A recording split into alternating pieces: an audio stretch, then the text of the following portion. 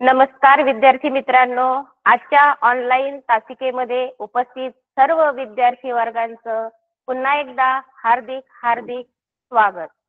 विद्यार्थी मित्रांनो, आपण गेल्या आठवड्यामध्ये गणित आणि इंग्रजीच्या तासिका अभ्यासल्या. ह्या तासिका तुमच्यासाठी अत्यंत महत्त्वपूर्ण ठरणार आहेत. त्याचप्रमाणे आज मी तुमच्यासाठी घेऊन येत आहे विषय बुद्धिमत्ता. बुद्धिमत्ता या विषयाशी संबंधित आपण या ठिकाणी प्रकरण क्रमांक 6 लयबद्ध मांडणी या प्रकरणाविषयी या ठिकाणी आपण माहिती पाहणार आहोत. तत्पूर्वी मला तुम्हाला सांगावंसं वाटतं की बुद्धिमत्ता हा विषय तुम्ही इयत्ता 5वीच्या वर्गामध्ये स्कॉलरशिप मध्ये जर स्कॉलरशिप जर तुम्ही तासिका केल्या असतील तर त्यावेळेस तुम्हाला बुद्धिमत्ता हा विषय परिपूर्ण माहिती असेल. तुम्हाला माहिती असेल की बुद्धिमत्तेसाठी 50 प्रश्न आणि इंग्रजीसाठी 25 प्रश्न, एकूण असे 75 प्रश्न या ठिकाणी पेपर 2 मध्ये घेतले जातात. पुन्हा एकदा सांगते, आपला हा जो पेपर 2 आहे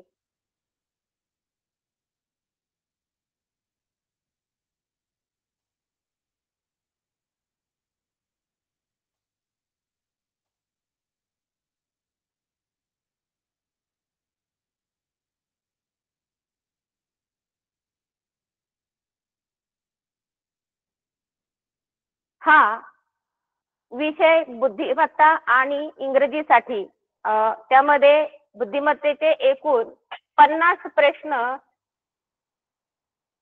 तर इंग्रजीसाठी एकूण 25 प्रश्न असतात.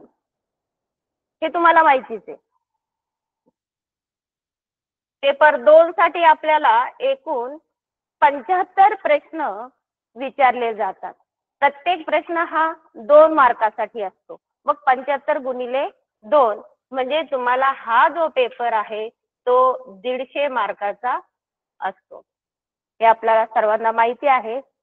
आणि 150 मार्कासाठी तुम्हाला एकूण मिनिटाचा वेळ असतो, म्हणजे 1.5 तासांचा वेळ असतो. आणि या वेळेमध्ये तुम्हाला हे संपूर्ण 75 प्रश्न जे आहेत ते सोडवायचे असतात. मग जवळजवळ एक प्रश्नाला साधारण 1 मिनिटाचा कालावधी या ठिकाणी तुम्हाला मिळतो. पण मग प्रत्येक प्रश्नाला आपल्याला खरंच 1 मिनिट पुरत असेल का? तर नाही. तो आपल्याला मॅनेज करावा लागतो. तो कसा? सरावाने होणार. मित्रांनो, एक लक्षात ठेवा, कुठल्याही गोष्टीत तुम्हाला जर यश मिळवायचं असेल तर सराव हा अत्यंत महत्त्वाचा असतो. आणि अगदी त्याच हेतूने शासनाने तुम्हाला हा ऑनलाईन स्कॉलरशिप वर्ग सुरू केलेला आहे. त्याचा तुम्ही नक्कीच फायदा घ्यावा. चला तर वळूया आपल्या प्रकरण क्रमांक 6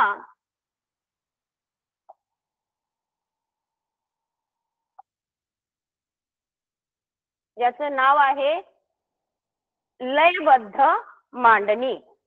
आता तुम्हाला या सिलेबस मध्ये हे जे प्रकरण आहे ते एकूण त्याचा जो भारांश आहे तो 6% आहे हे पण माहिती असायला पाहिजे. प्रत्येक प्रकरणाचा भारांश किती असावा हे तुम्हाला माहिती असायला पाहिजे. मग 6% म्हणजे या ठिकाणी तुम्हाला किती प्रश्न येतील?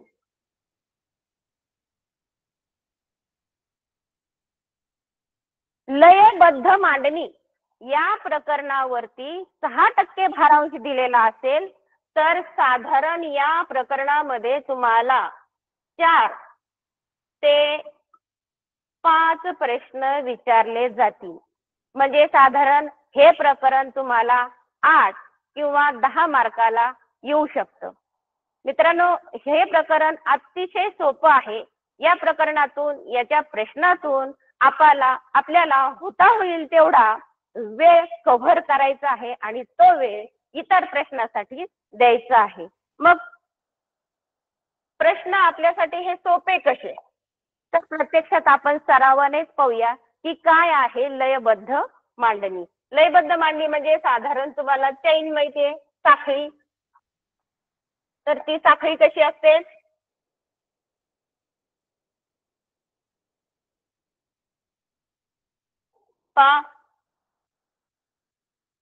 साखळी म्हणजे एकात एक गुंतलेला घटक, एक प्रकारची चेन. जसं शाळेमध्ये तुम्ही रांगा करतात रांगेमध्ये आपल्याला आपले शिक्षक सांगतात, पीटी टीचर सांगतात की सर्व मुलांनी रांगेत उभा राहा, एका हाताचं अंतर घ्या, उंचीनुसार उभे राहा.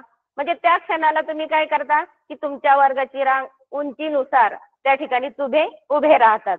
म्हणजे उंचीनुसार तुम्ही हळूहळू तुमचे काय करतात, गट पाडतात. अशाच प्रकारे लयबद्ध मांडणीमध्ये सुद्धा ही एक प्रकारची साखळी असते. मग ती साखळी कशाची दिलेली आहे?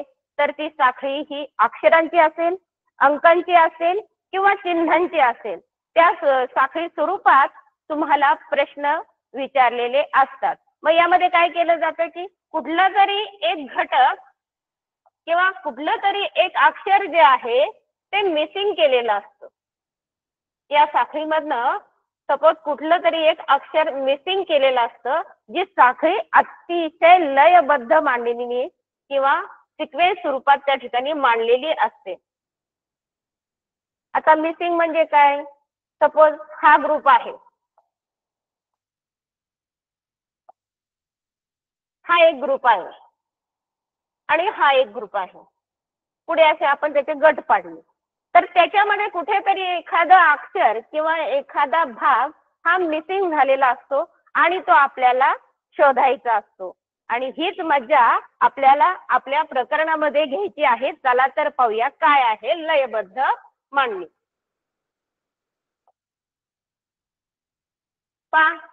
लयबद्ध मांडणी या घटकात अक्षरे, अंक, चिन्हे यांची लयबद्ध मांडणी दिलेली असते आणि या मांडणीत लगतच्या अक्षरांचे, अंकांचे किंवा चिन्हांचे समूह असतात. या समूहामध्ये विशिष्ट संगती दिली असते. म्हणजे अक्षरांचा समूह असतो, चिन्हांचा समूह असतो, त्याचप्रमाणे अंकांचा समूह असतो किंवा आणखी काही घटकांचा आपण या ठिकाणी चित्रांचा समूह घेऊ शकतो आणि हे उदाहरणं त्यानुसार सोडवायचे असतात.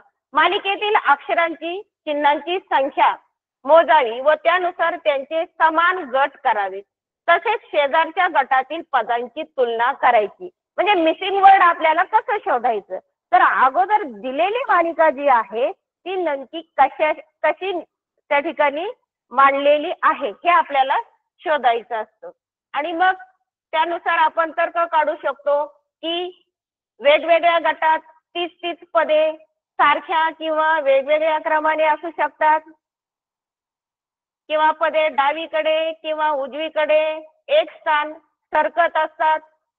त्याचप्रमाणे शेजारच्या गटात पदांचा क्रम उलट असू शकतो.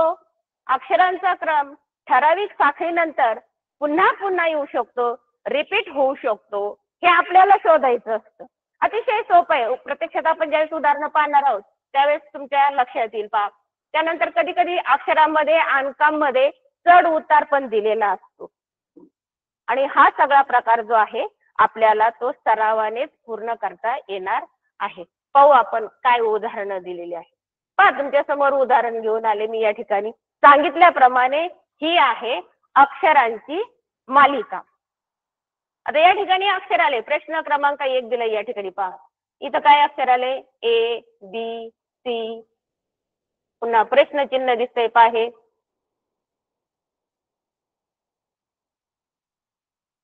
त्यानंतर बी, सी, ए, पुन्हा प्रश्नचिन्ह आहे, पुन्हा सी, ए, बी, पुन्हा प्रश्नचिन्ह आहे. म्हणजे असे एकूण किती प्रश्नचिन्ह आलेले आहेत?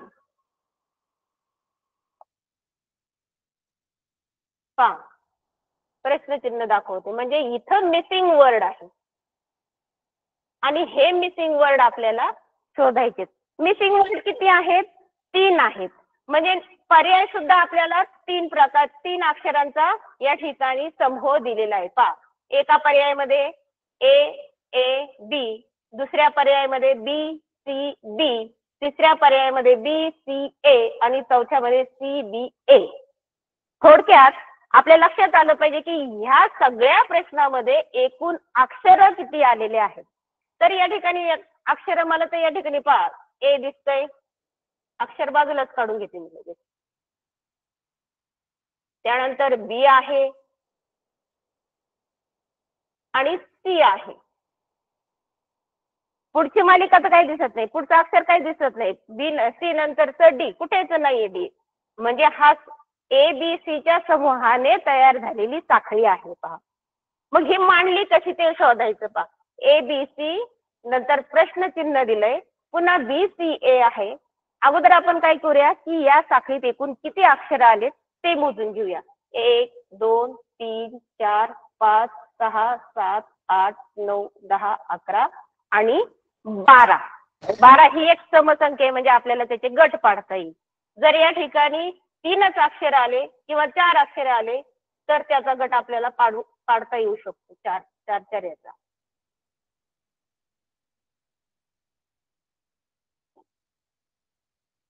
अशा प्रकारे आपण 4 याचे गट पाडू शकतो. आणि या ठिकाणी मात्र जर आपल्याला वाटलंय की नाही हे थोडंसं काहीतरी कॉम्प्लिकेटेड आहे, हा गट पूर्ण होऊ शकत नाही, तर त्यावेळेस आपण काय करायचंय, पुन्हा मांडणी कशी दिलेली आहे अक्षरांची ते पाहूया.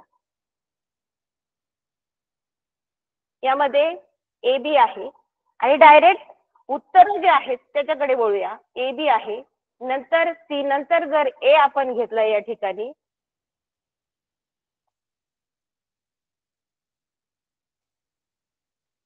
सी नंतर आपण जर ए घेतला या ठिकाणी तर सिक्वेन्स कशी येते पहा. ए बी सी ए, त्यानंतर बी ने सुरुवात केली ह्या गटाची, बी नंतर काय आलंय सी, बी सी, मग ए मध्ये काय घ्यायचंय. आता या ठिकाणी ए बी सी ए, पुन्हा जर ए घेतला पर्याय क्रमांक 1 मधला तर मला काय वाटणार त्या ठिकाणी सिक्वेन्स बसत नाहीये. परंतु जर आपण या ठिकाणी हे जे दुसरं अक्षर आहे त्या दुसऱ्या अक्षरांचं प्रश्नचिन्हाच्या जागी जर मांडण्याचा प्रयत्न केला तर तिथं नक्कीच काहीतरी आपल्याला सापडेल. तर ए बी जे आहे त्या ठिकाणी दुसरं अक्षर जे आहे या गटातलं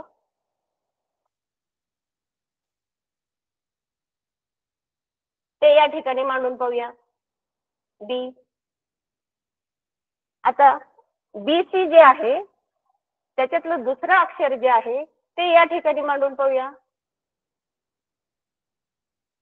आणि सी ए जे आहे त्याच्यातलं दुसरं अक्षर जे आहे ते या ठिकाणी मांडून, म्हणजे आपलं या ठिकाणी अपेक्षित उत्तर जे आहे ते बी सी ए हे आपण तयार केले. पाहूया काय सिक्वेन्स लागते.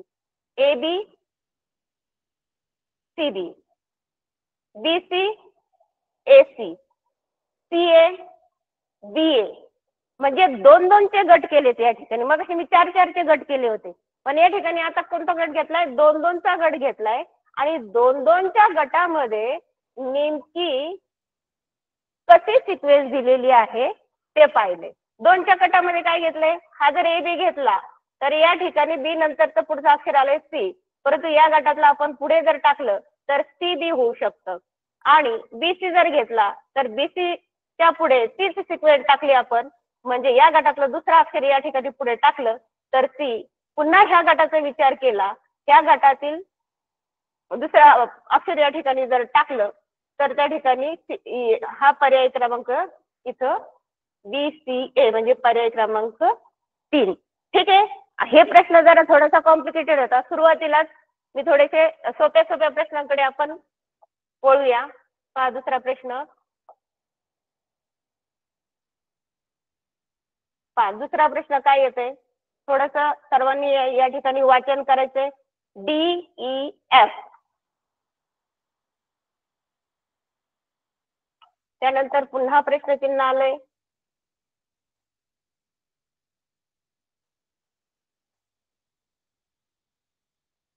एक 2 3.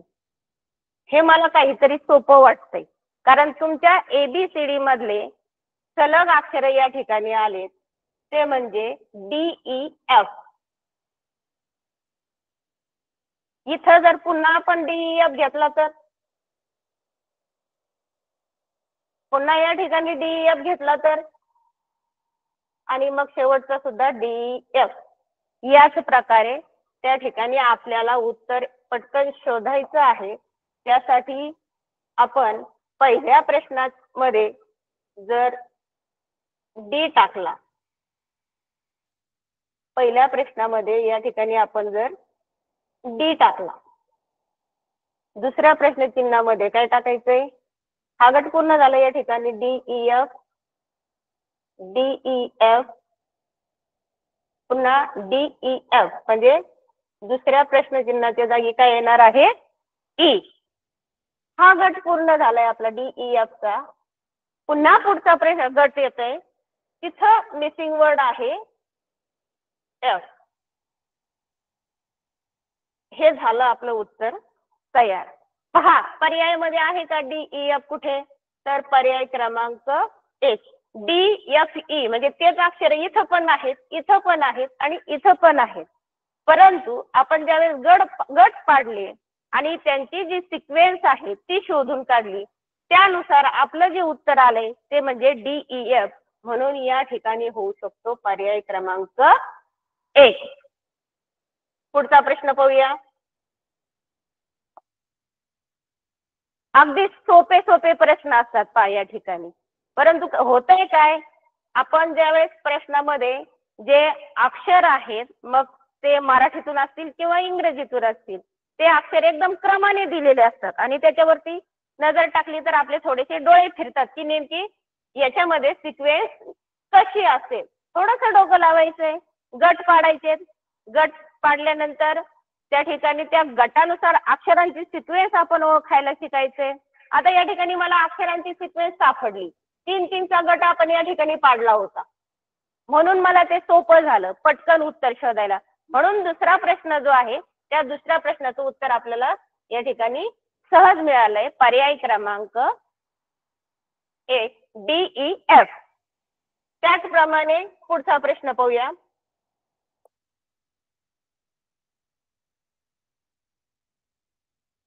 एक मिनिट मी तुमच्यासाठी वेळ देते. तुम्ही सगळ्या मुलांनी ह्या प्रश्नाचं निरीक्षण करायचंय.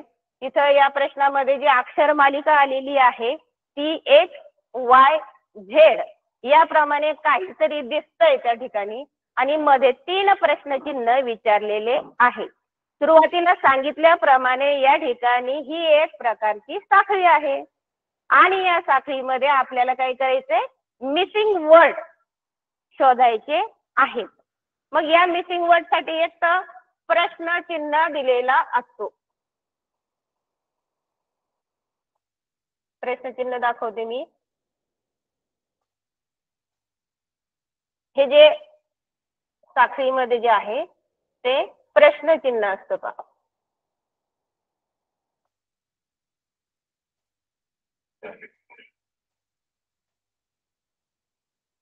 आणि त्यानंतर प्रश्न चिन्हाच्या जागेवर कधी कधी वजाबाकी सारखं स्पेस पण दिलेला असतो.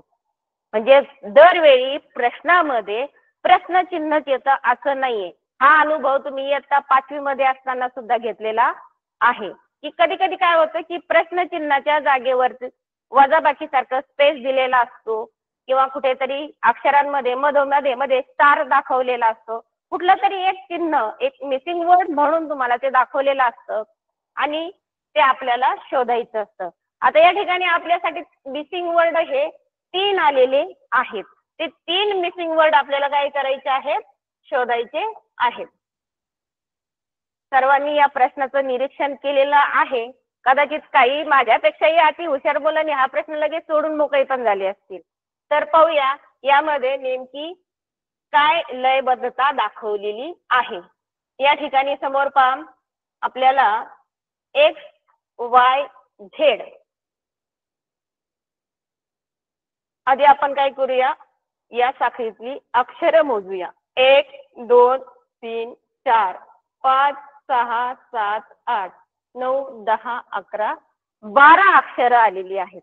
12 अक्षराच्या तुलनेने माझ्या मते 3 अक्षरांची सिक्वेन्स दिलेली आहे, क्रमाक्रमाने दिलेली आहे. मग आपण जर गट पाडले 3-3 याचे तर या ठिकाणी आपण 3-3 याचे जर गट पाडले,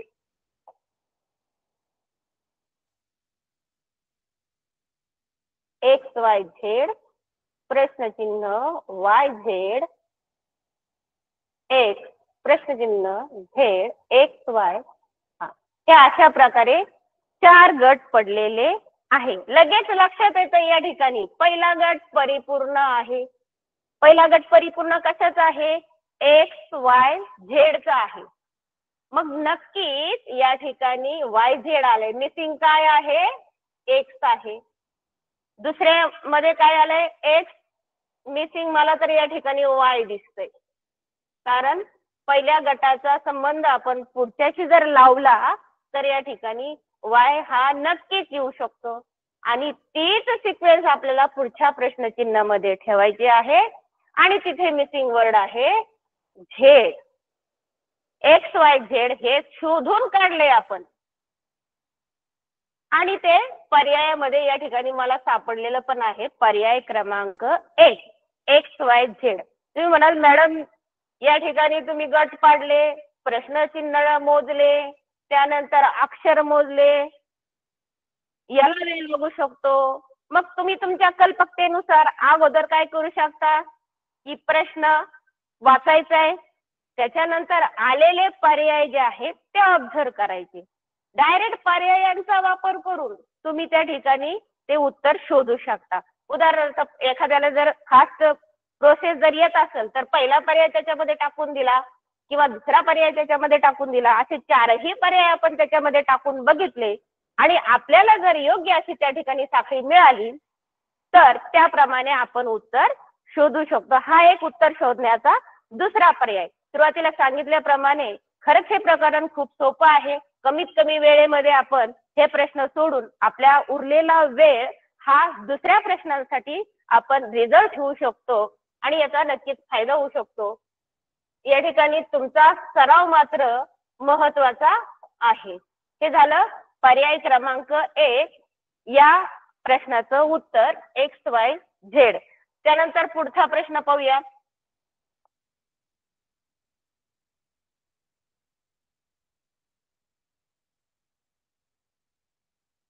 यामध्ये मला पी क्यू आर पुन्हा इंग्रजी अक्षरच आलेले आहेत.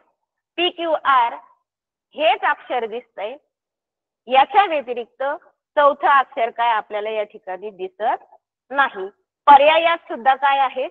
पी क्यू आरच आहेत वापरलेले आहेत.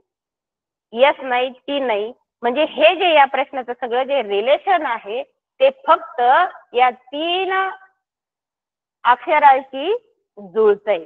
आता ते कसं जुळतंय हे आपण पाहूया.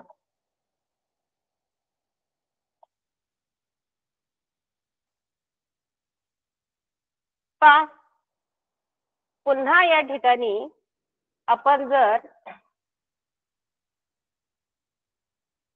गट पाडले पी क्यू आर, पुन्हा 3चाच गट येतोय या ठिकाणी. इथं जर पी टाकला तर पुन्हा पी क्यू आर येतोय. ठीक आहे, हा ग्रुप आपला पूर्ण झालाय. पुढचा ग्रुप पाहूया. तिथे जर क्यू टाकला तर पी क्यू आर चा गट आपला पूर्ण होतोय.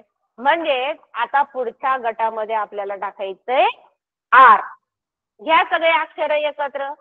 पी क्यू आर आहे का? पी क्यू आर पर्याय क्रमांक 1 लकी ठरतोय आपल्यासाठी. पी क्यू आर या ठिकाणी पहिल्या प्रश्नासारखा 3-3चा गट आपण पुन्हा पाडला आणि आपलं उत्तर आपल्याला सरावाने पटकन मिळालं या प्रश्नाचं सुद्धा. ठीक आहे, पुढचा प्रश्न पाहूया.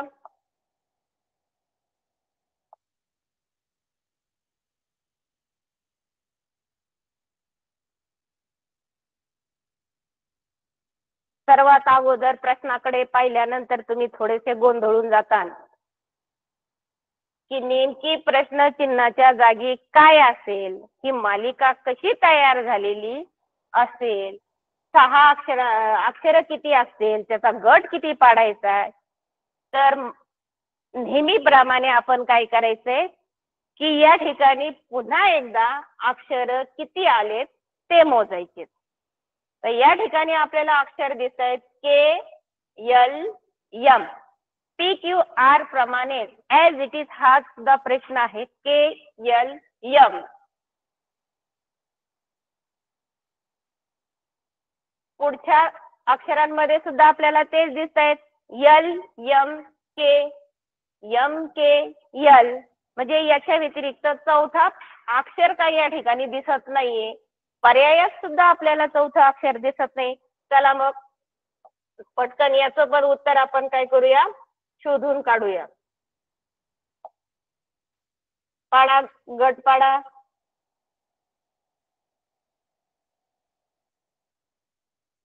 तीनचा गट पाडलाय. के एल एम पूर्ण आहे या ठिकाणी. इथं अपूर्ण आहे. अपूर्ण आहे तो म्हणजे के. पुन्हा या ठिकाणी अपूर्ण आहे तो म्हणजे एल. आणि शेवटच्या प्रश्नचिन्हाच्या जागेवरती मला इथं द्यायचं आहे एम. के एल एम.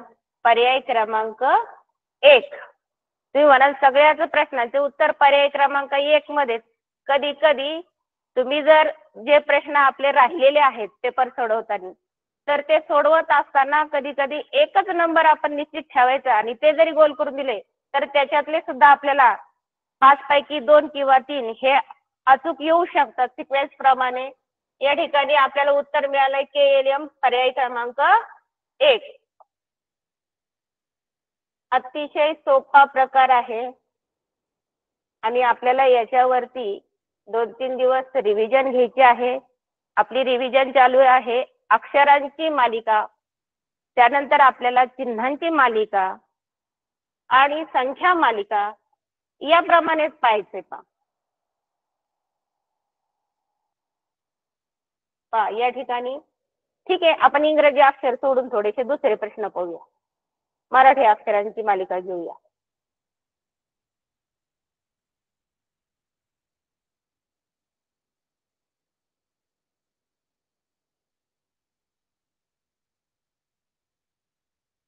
या ठिकाणी काय सांगितलंय, 4 अक्षरांच्या गटांची मालिका. मग अशी 3 अक्षरांचे गट होते, इथं 4 अक्षरांची गटांची मालिका तुमच्या समोर आलेली आहे. 4 येऊ शकतात, 5 येऊ शकतात, कधी कधी 6 अक्षरांचा एक गट असे 2ही गट होऊ शकते आणि त्याची सिक्वेन्स आपल्याला लावायची असते. पहा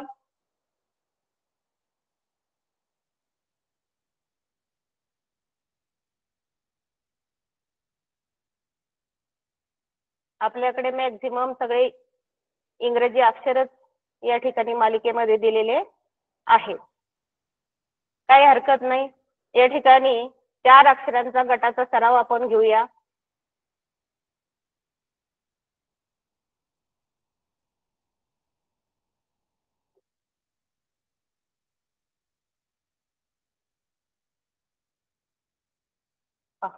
मग अशी 3 अक्षरांचा सराव केला. या ठिकाणी 4 अक्षर आलेत. या प्रश्नामध्ये पहा इंग्रजी अक्षर दिसत आहेत ABCD. इथं आपल्याला अक्षर मोजायची गरज नाही. ABCD नंतर पुढचं अक्षरच नाहीये, त्यामुळे पहिलाच गट या ठिकाणी आपण शोधू शकतो हा ABCDचा पूर्ण गट. म्हणजे एका गटामध्ये ABCD हे आलेलं आहे. मग नक्कीच पुढच्या गटामध्ये तेच अक्षर असणार आहेत. आणि तसे जर आपण गट पाडले तर आपल्या म्हणण्यानुसार ABCDचा गट हा अचूक ठरतोय का ते आपण पाहूया. 4 अक्षरांचे गट पाडूया.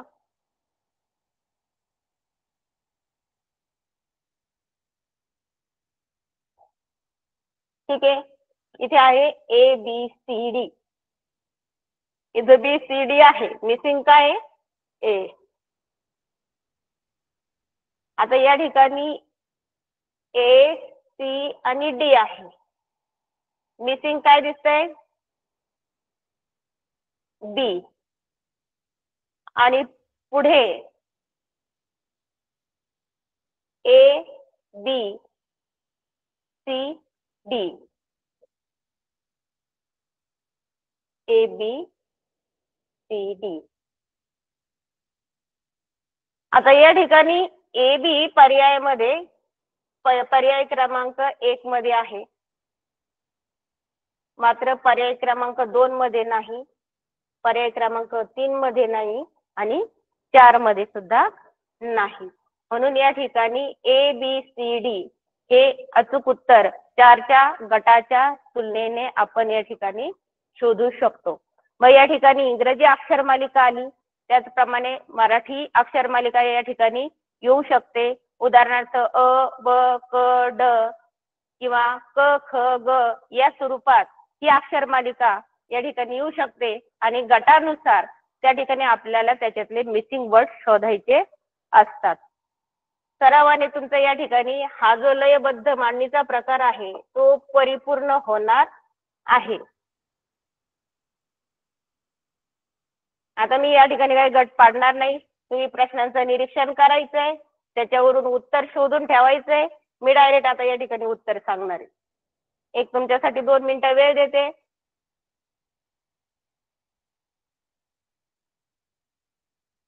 अतिशय सोपा प्रश्न आहे. पुन्हा एकदा 4चा गट आपण या ठिकाणी करायचा आहे.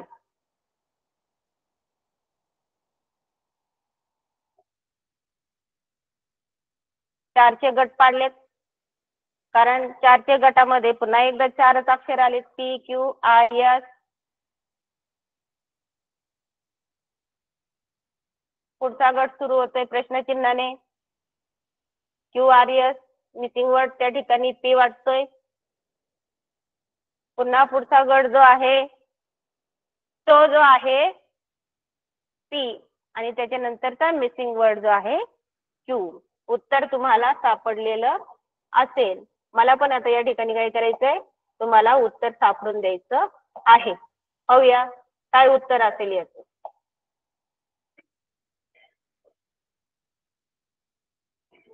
P Q R S.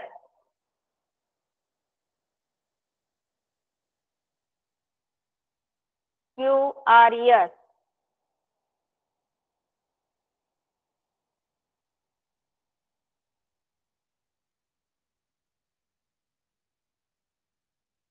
जर आपण पहिल्या प्रश्नचिन्हाच्या जागी पी घेतला तर तो गट होतोय पी क्यू आर एस. हा जर गट घेतला तर तिथे पण पी क्यू आर एस. प्रश्नचिन्ह आपल्याला या ठिकाणी 3च आलेत. कधी कधी प्रश्नात सुद्धा गोंधळ होऊ शकतो. या ठिकाणी प्रश्नचिन्ह 3 आलेत आणि पर्याय मात्र आपल्याला कसे दिलेत, 4 अक्षरांचे दिलेले आहेत. मग या ठिकाणी पहिली सिक्वेन्स जी आहे आपली ही जी पहिली सिक्वेन्स आहे त्या सिक्वेन्स नुसार आपण अगोदर काय करूया, उत्तर शोधूया.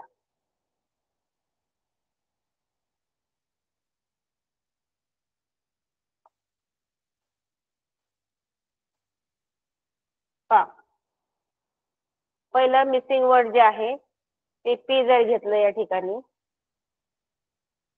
P Q R S. दुसरं मिसिंग वर्ड जे आहे ती या ठिकाणी क्यू जर घेतलं आणि तिसरं जे मिसिंग वर्ड आहे ते इथं खरं तर 2 पाहिजे होते, म्हणजे या ठिकाणी प्रश्नचिन्ह 2 पाहिजे होते. मग पी क्यू आपल्याला सापडलाय. पुढे सरळ सरळ घेऊ ना, क्यू नंतर आर आणि एस. पी क्यू नंतर काय आलंय, आर आणि एस. ठीक आहे, पी क्यू आर एस. आता हे जे पर्याय आहेत कदाचित 3 ला येऊ शकतात, 4 ला येऊ शकतात, परंतु आपलं जे नक्की उत्तर आहे पी क्यू आर एस हे मात्र फायनल असतं. आणि आपल्याकडे वेळ प्रत्येक प्रश्नाला देण्यासाठी अत्यंत कमी असतो. पटपट हे प्रश्न सोडवायचे. कधी कधी काय होतं, पटपट प्रश्न सोडवायला गेलं नाही, खूप सोपं आहे सांगितल्याप्रमाणे, तर त्यामध्ये थोडंसं जमलिंग होऊ शकतं आणि आपला हातचा मार्क आपण त्या ठिकाणी गमवू शकतो. त्यामुळे योग्य पद्धतीने सिक्वेन्स अगोदर लावायचा आहे आणि उत्तर शोधायचं असतं. अशा प्रकारे आपण या ठिकाणी 4च्या गटांची मालिका पाहतोय. पुन्हा एकदा 4चे गट या ठिकाणी अक्षर बदलून आले.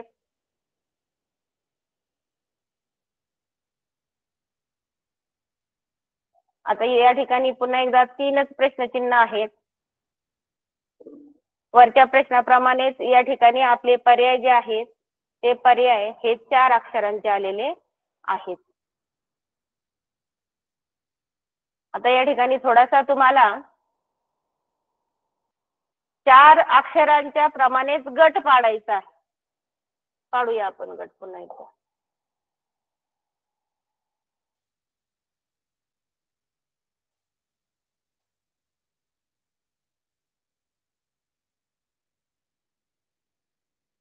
एक दोन तीन चार. 1 2 3 4. ठीक आहे. MNOP हे 4 अक्षरे या ठिकाणी आलेले आहेत. NOP हे ऑलरेडी आहेत. मिसिंग आहे M.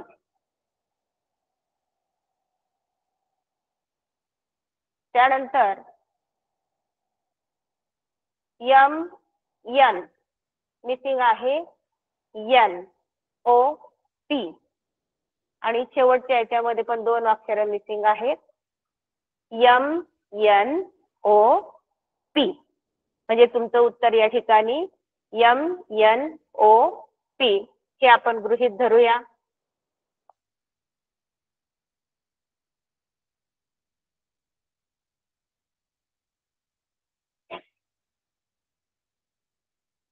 अक्षर या ठिकाणी बदलून आलेत या प्रश्नामध्ये.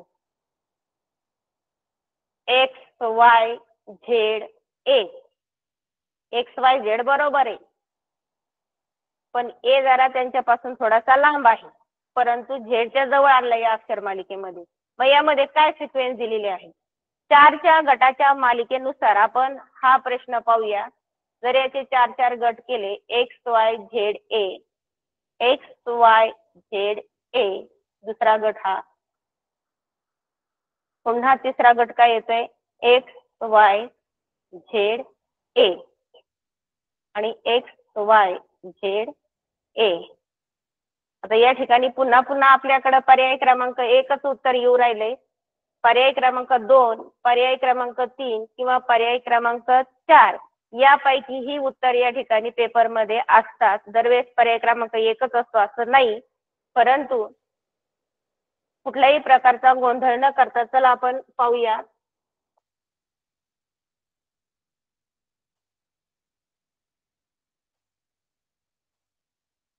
XYZA.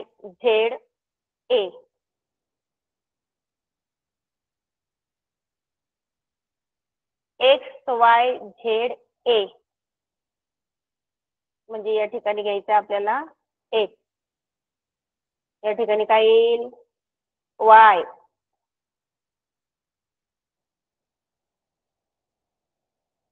आणि पुढच्या प्रश्नचिन्हाच्या जागी काय येईल Z आणि A.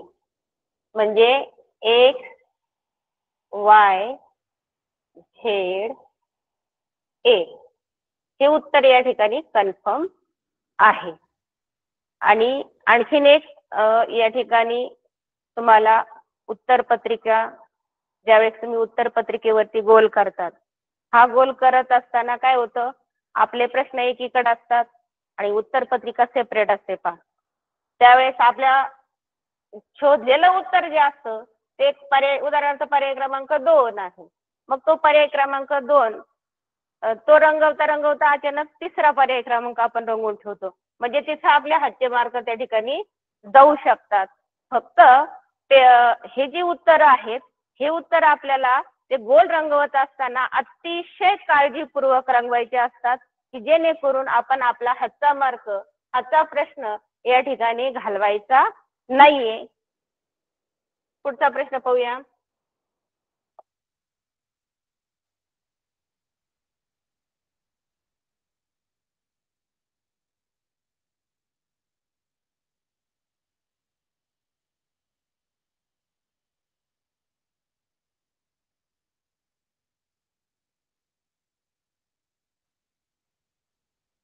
GHIJ. आज आपण फक्त या मालिकेमध्ये 3चा गट आणि 4चा गट यानुसारच प्रश्न सोडवलेले आहेत. उरलेले जे प्रश्न आहेत ते पुढच्या तासिकेला, अगदी मग ते मराठी अक्षर असतील किंवा चिन्हांची मालिका असेल किंवा संख्यांची मालिका असेल, यानुसार तुम्हाला पुढचे उदाहरण सोडवले जातील आणि नक्कीच तुम्हाला ते पटपट सुटतील अशी मी अपेक्षा करते. आजचा हा जो प्रश्न आहे पुढचा, तो या ठिकाणी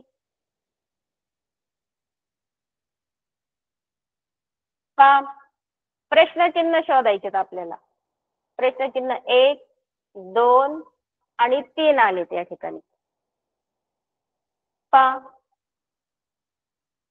ही जी अक्षरांची मालिका आहे ती 4च्या गटाची असल्यामुळे इथं पटकन तुम्हाला उत्तर मिळून गेलं असेल. GHI. त्यानंतर पुढचा जो गट आहे या 4चा, त्याच्यामध्ये एक मिसिंग वर्ड आहे. पुढचे आहेत HIJ, पुन्हा GHIJ आणि GHIJ. म्हणजे मिसिंग वर्ड जे आहे G हे पहिल्या प्रश्नाच्या जागेवर येते. त्यानंतर GH हे दुसऱ्या प्रश्नाच्या जागेवर येते. त्यानंतर 4चा गट करून घेऊया आपण आधी.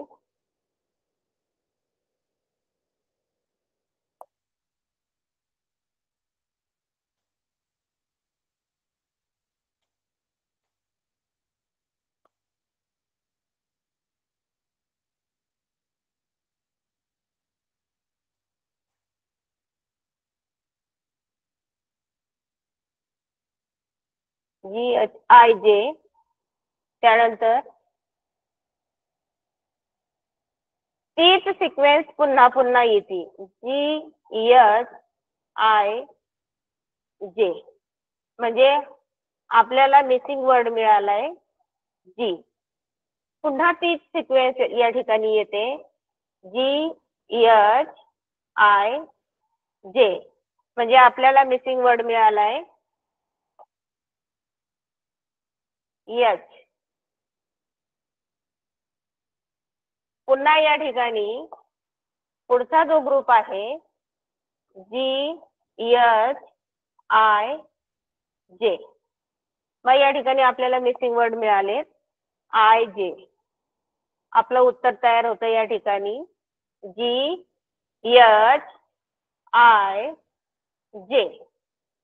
आता हे योग्य पर्याय शोधायचं आणि कन्फर्म करायचं. अशा प्रकारे अतिशय सोप्या पद्धतीने आपण हे जे प्रश्न आहेत हे प्रश्न कमीत कमी वेळेमध्ये सोडवू शकतो.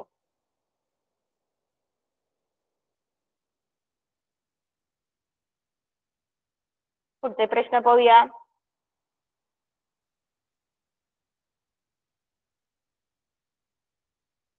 हा 4च्या गटाचा आहे. 3च्या गटामध्ये अशा प्रकारचा प्रश्न येऊन गेला होता. KLM चा 4च्या गटामध्ये तोच पुढे टाकलाय KLMN. हा 4चा गट झाला. जर अक्षर मालिकेमध्ये याच स्वरूपाचे प्रश्न आपल्याला 4च्या गटामध्ये, 5च्या गटामध्ये, 6च्या गटामध्ये सुद्धा येऊ शकतात. म्हणजे जर तुमच्या अक्षर मालिकेमध्ये एकूण 12 अक्षर असतील तर त्या ठिकाणी 6-6चे 2 गट पाडू शकतात. 12 म्हणजे कसे, समजा 1, 2, 3, 4, 5, 6, 7, 8, 9, 10, 11 आणि 12 इथपर्यंत तुम्हाला प्रश्न विचारला जाऊ शकतो. मग त्यावेळेस पटकन आपल्या लक्षात आलं पाहिजे की हे सगळे क्रमवार अंक किंवा अक्षर आलेले आहेत आणि क्रमवार आल्यानंतर याचं रिपिटेशन जे आहे या समूहाचं हे फक्त पुढे एकदाच होताना दिसतंय आपल्याला. म्हणजे आपण काय करू शकतो, याचे 2 गट पाडू शकतो. मग ते कसं ओळखायचं? रिपिटेशन मध्ये अगोदर किती अक्षर आलेत? सपोज 6 आलेत. पुन्हा तीच मालिका सुरू झाली. तीच मालिका सुरू होताना पुन्हा तुम्हाला 6च अंक दिसले.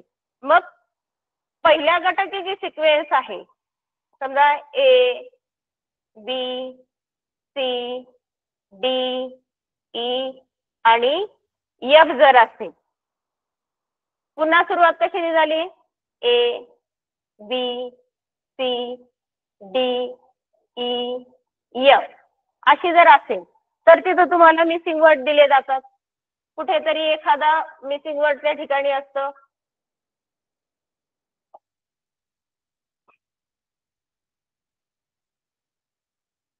आणि ते आपल्याला शोधायचं असतं. मग अगोदर आपल्याला काय करायचं असतं, ती मालिका नेमकी कोणत्या गटाची आहे ते शोधून काढायचं असतं. आता आणखीन एक प्रश्न पहा, या ठिकाणी मीच तुम्हाला देते. जर आपण ए बी सी डी आणि ई एफ अशी सिक्वेन्स आली, पुन्हा सिक्वेन्स तयार झाली A B C D E आणि सिक्वेन्स मध्ये थोडासा बदल झाला. सिक्वेन्स कशी सुरू झाली, ए बी सी डी, पुन्हा ए बी सी आणि तुम्हाला मिसिंग वर्ड दिले त्या ठिकाणी. सपोज इथपर्यंत आहे तसंच ठेवलंय आणि इथे कुठेतरी मिसिंग वर्ड दिलाय तुम्हाला.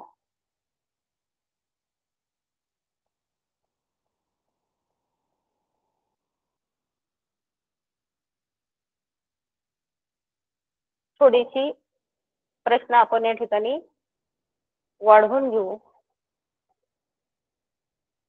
ए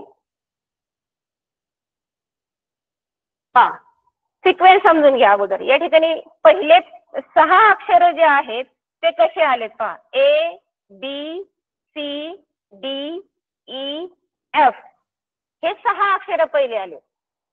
त्याच्यानंतर काय झालंय, A B C D E F या ठिकाणी आलेला नाहीये. इथं फक्त 5च अक्षर आलेत. इथे किती आलेत, 6 अक्षर आले. इथे किती आलेत, 5 आलेत. आता पुढचा गट मोजूया. म्हणजे ए ने सुरू झालाय बरं का. परत ए ने हा जो क्रम सुरू झालाय तो एफ पर्यंत येऊन थांबलाय. त्याच्यानंतर ए ने सुरू झालेला क्रम हा जो आहे तो ई पर्यंत येऊन थांबलाय. पुढचा पुन्हा जो क्रम आहे तो ए ने सुरू झालेला या ठिकाणी डी पर्यंत येऊन थांबलेला आहे आणि त्याचा जो क्रम आहे तो सी पर्यंत येऊन थांबलेला आहे आणि पुन्हा तुम्हाला या ठिकाणी कुठेतरी मिसिंग वर्ड दिलेलं आहे. आता मिसिंग वर्ड कसे आलेत पाहूया आपण.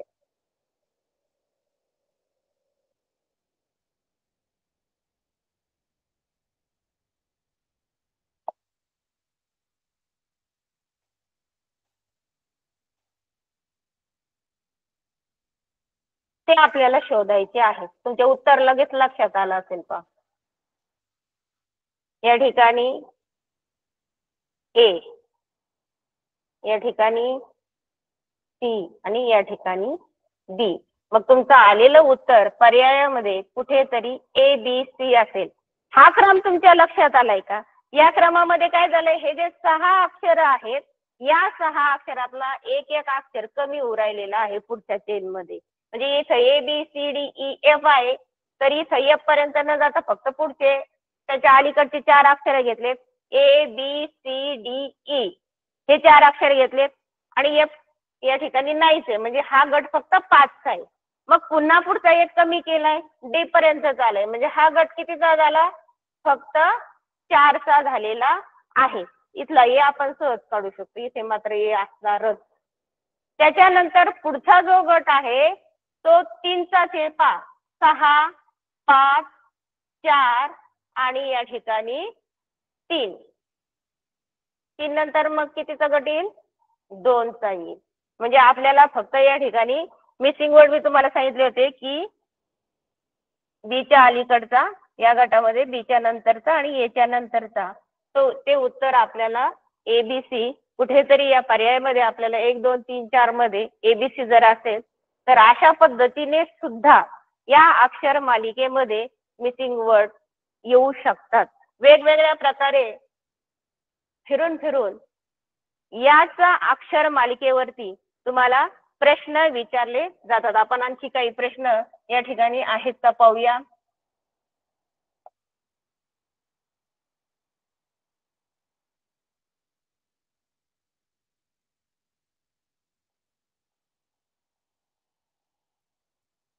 DEFG हा 4च्याच गटाचा प्रश्न आहे.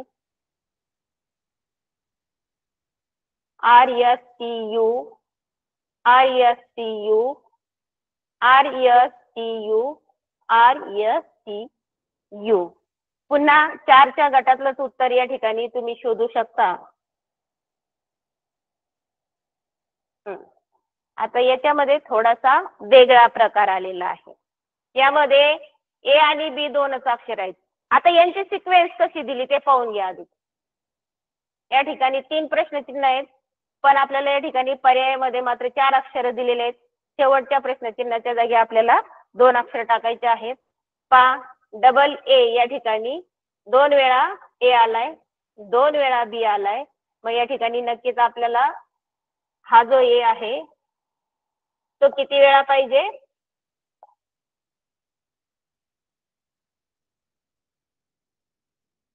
2 वेळा ए पाहिजे. इथे सुद्धा ए चीच आवश्यकता आहे. इथं मात्र ए ची आवश्यकता.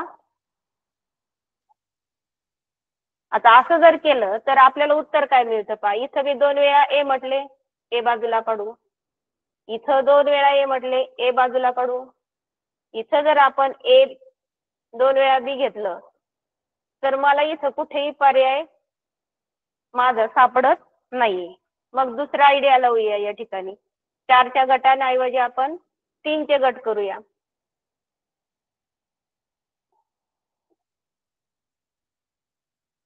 3च्या गटामध्ये सिक्वेन्स पाहूया कशी येते.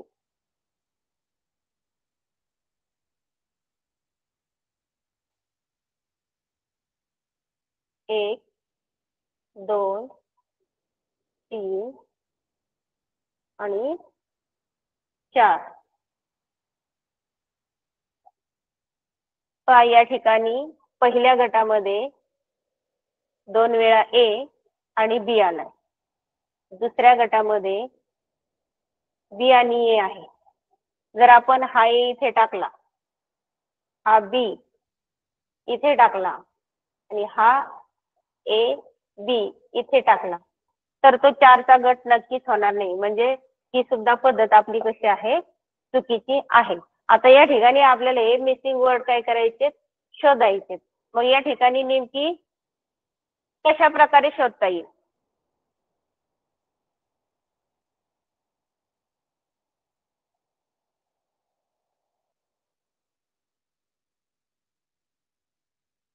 चारचा जर घेतला ए ए बी बी, त्यानंतर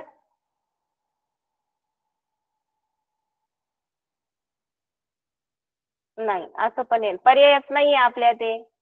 पर्यायामध्ये आपल्याला हेच पर्याय त्या ठिकाणी वापरायचे आहेत. कारण इथं जर आपण 4चा गट घेतला तरी इथं बी बी यायला पाहिजे आणि इथं पर्यायात शेवट कुठेच बी बी सापडत नाहीये. मग आणखीन एक असे कधी कधी काय होतंय? अडचण येऊ शकते. सांगितल्याप्रमाणे जर आपण 6चा गट घेतला तर 1 2 3 4 5 6 7 8 9 10 11 12 13 14 15. 15 म्हटलं तर 3च्या पटीत आपण अशाच प्रकारे घेऊ शकतो.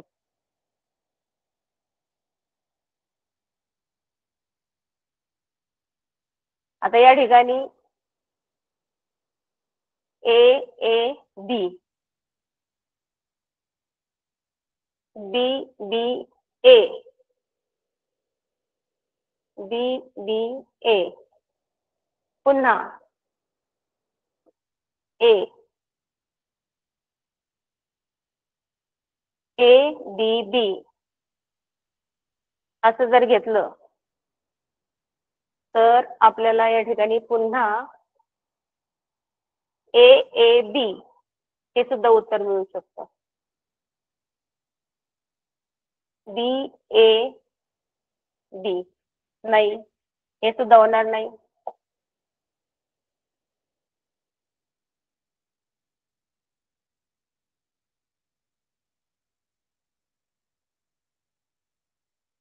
आता या प्रश्नाने आपला वेळ घेतलेला आहे. मग अशा वेळेस काय करायचं? अशा वेळेस प्रश्न थोडेसे हे बाजूला ठेवायचे आणि पुढच्या प्रश्नाकडे चालायचं. मग या ठिकाणी पुढचे प्रश्न जे असतील त्या अगोदर काय करूया, आपण सॉल्व करूया.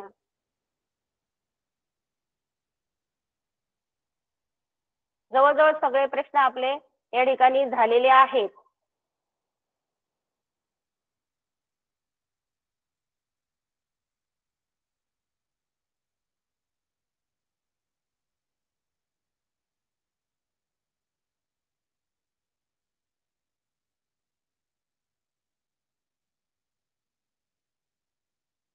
हा जो प्रश्न आहे, मला वाटतं हा प्रश्न राहिलाय आपल्याकडून. MNOPQ हा कितीच्या गटातला आहे ते पाहून घेऊ आपण आधी. म्हणजे असं काही प्रश्नामध्ये दिलेलं नसतं हा 4च्या गटातला आहे, हा 3च्या गटातला आहे. हे आपल्या माहिती करता आपण या ठिकाणी पाहून घेतोय की हा प्रश्न जो आहे आपण कितीच्या गटामध्ये टाकलेला आहे. नक्कीच हा 3च्या गटातलाच प्रश्न आहे. हा या 3च्या गटामध्ये सुद्धा येऊ शकतो.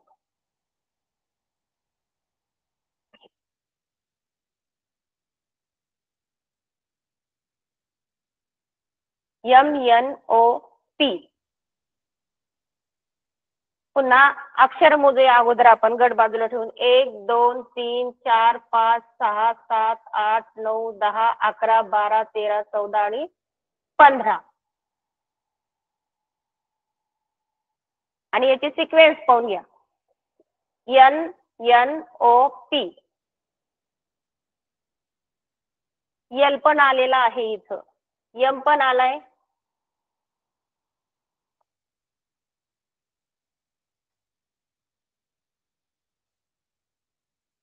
अक्षर कोणकोणते आलेत पहा. MNOP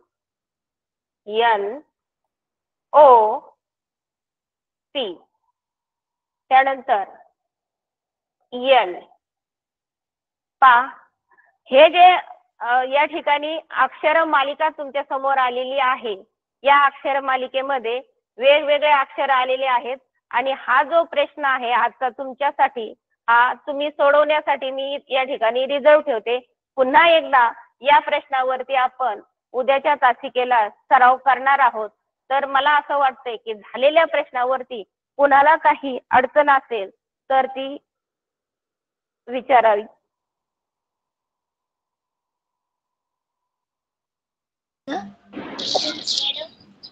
हा बोला. हॅलो, आवाज येतोय का?